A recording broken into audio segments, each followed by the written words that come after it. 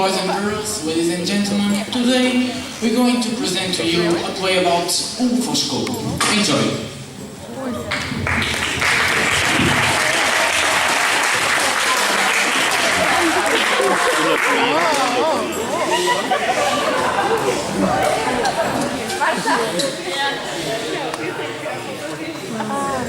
Hugo Foscolo was born on 6th February 1778 in Zakynthos, Greece, Venetian Republic, and he died on 10th September 1827 near London. He was a writer and a poet. His poetry is neoclassical, but he is also considered a romantic for his patriotic ideals. His romantic temperament and flamboyant life characterize his role as a key transitional figure in the Italian literary history. Concurrent with his military exploits, Foscolo gave literary expression to his ideological aspirations and to the numerous amorous experiences of these years. The exciting and unhappy love, the patriotic ideal, the exile, and a tragic death were a model of the romantic hero and the principal themes used by Foscolo. Foscolo was very enthusiastic for Napoleon's liberal ideas of freedom and democracy. He lived the enthusiastic atmosphere of the ascent to power of Napoleon and joined the French side when the Austrians and Russians invaded Italy in 1799. He was a captain in the Italian division.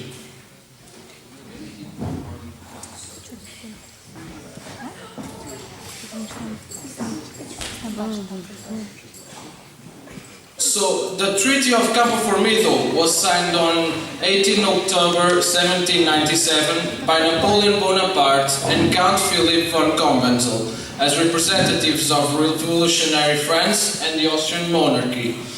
The treaty marked the victorious conclusion to Napoleon's campaigns in Italy, the collapse of the First Coalition, and the end of the first phase of the French Revolutionary Wars.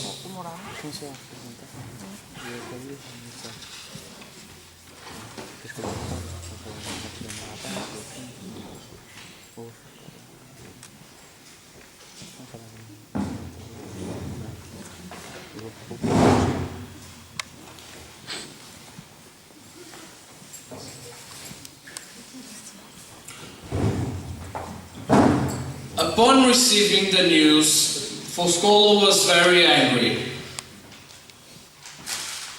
Damn! Napoleon escaped Florence to Bulgaria.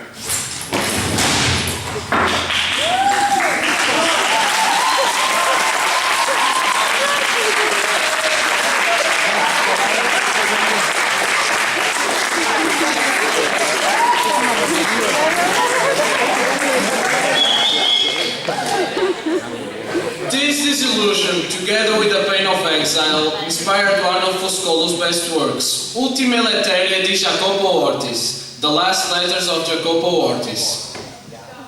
The sacrifice of our fatherland has been consummated. Everything is lost, and life, if it will be granted us, will be left only to cry our misfortunes, our infamy. My name is on the proscription list. I know it. But do expect me to surrender to those who betray me in order to save myself from the people who oppress me. Do console my mother. Oh, overwhelmed by her tears, I obeyed her and left Venice to avoid the first and fierce persecution. Will I have to leave also this old refuge where I can still hope to find some peaceful days without abandoning forever my unfortunate country? You frighten me, Lorenzo. How many unhappy souls, and we, Italians ourselves, we wash our hands in Italians' blood. As for myself, let's come with me, because I have given up about my fatherland and myself. I am waiting calmly for imprisonment and death.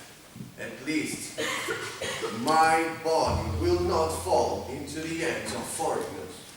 My name will be quietly mourned by the few worthy people, the companions of our pain, and my bones will rest in the land of my fathers.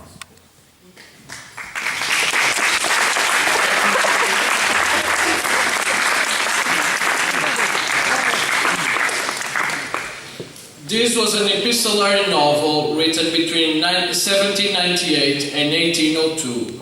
In the letters, we read the hopes for liberation and the following strong delusion for the renewed occupation of the Italian soil. Jacopo went to live in a small village up the hills in northern Italy, near Padua, to escape from the political persecution. Here he met Teresa and fell in love with her. The impossibility of realizing his love led him to a further delusion. The last chapter is a description of the young man's last hours and the suicide written by Lorenzo, thus terminating his lonely struggle against tyranny and hypocrisy.